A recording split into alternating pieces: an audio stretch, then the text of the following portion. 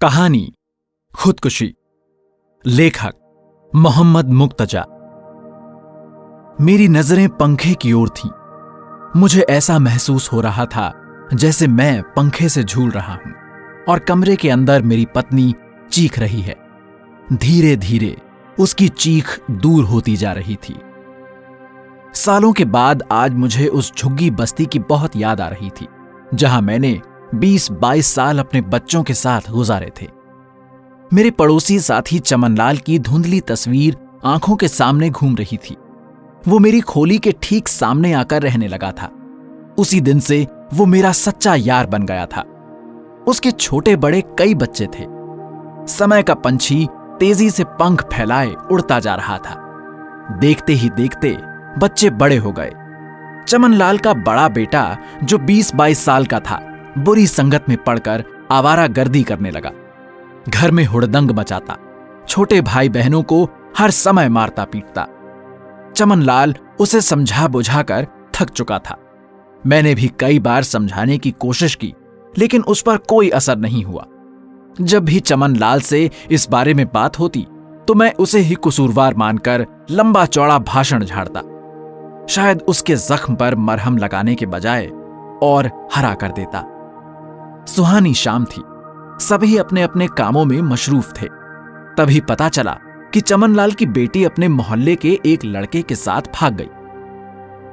चमनलाल हांफता कांपता सा मेरे पास आया और ये खबर सुनाई तो उसके जख्म पर नमक छिड़कते हुए मैं बोला, कैसे बाप हो, अपने बच्चों की जरा भी फिक्र नहीं करते? कुछ खोज खबर ली या नहीं? चलो साथ चलकर ढूंढें, कम से कम थाने में तो गुमशुदगी की रिपोर्ट करा ही दें। चमनलाल चुपचाप खड़ा मेरी ओर देखता रहा। मैंने उसका हाथ पकड़कर खींचा, लेकिन वो टस से मस नहीं हुआ। मैंने अपनी पत्नी से जब ये कहा तो वो रूनी सूरत बनाकर बोली, गरीब अपनी बेटी के हाथों में मेहंदी लगाए या उसके अरमानों की अर्थी उठाए। मैं अपनी पत्नी का मुंह देखता रह गया, कुछ बोल नहीं पाया। जंगल की आग की तरह यह खबर फैल गई। लोग तरह तरह की लांछन लगाने लगे। जिसके मुंह में दांत भी नहीं थे वो भी अफवाहें उड़ाने और चमनलाल को बदनाम करके मजा लूट रहा था। किसी ने भी एक गरीब लाचार बाप के दर्द को समझने की कोशिश नहीं की। किसी ने आकर हमदर्दी के 2 शब्द नहीं बोले। चमनलाल अंदर ही अंदर टूट गया था। उसने चिंताओं के समंदर से निकलने के लिए शराब पीना शुरू कर दिया। गम कम होने के बजाय और बढ़ता गया। घर की सुख शांति छिन गई।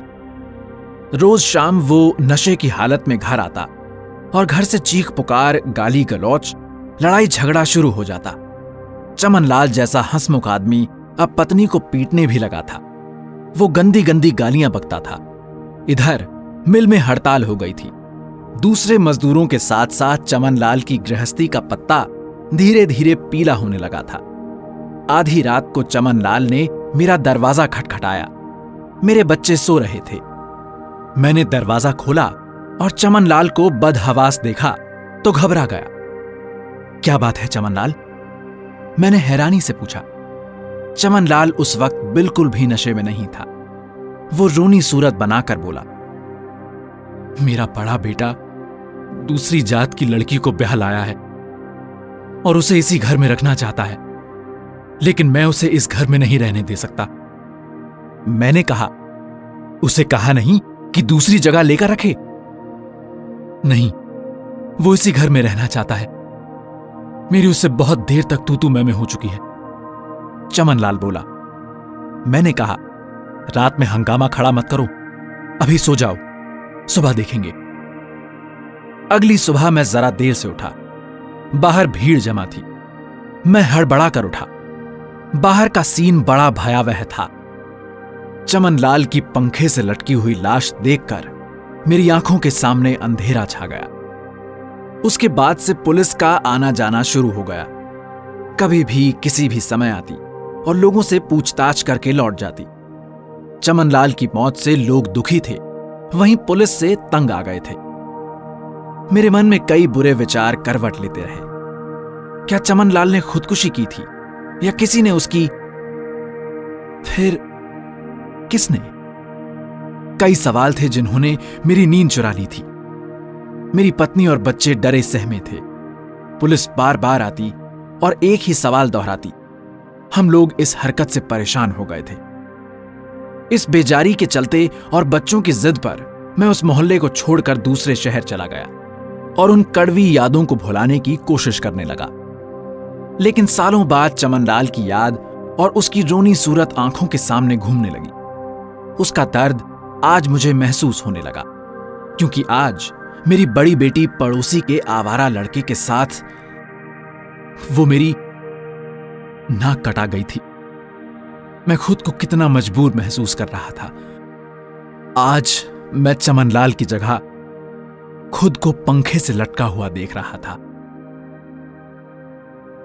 अभी आपने सुनी वैभव श्रीवास्तव की आवाज में कहानी खुदकुशी, जिसके लेखक हैं मोहम्मद मुक्तजा।